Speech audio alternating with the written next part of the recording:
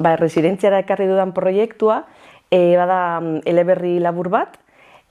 bada distopikoa, eta bertan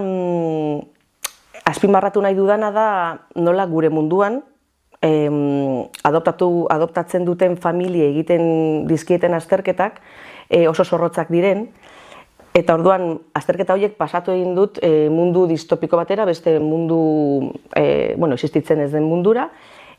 non hondamendi izugarria gertatu den, eta orduan gobernuek adostu egin dute umezurtz geratu diren ume asko, familiek hartu behar dituztela, eta gainera beste aldetik haurdunaldi biologikoak debekatu egin dituzten. Orduan, badago hor pertsonaia bat ausartu egiten dena haurdun gelditzera, eta ikusiko dugu zer nolako azterketak pasatu behar dituen hori lortzeko edo ez, hori ez dakigu.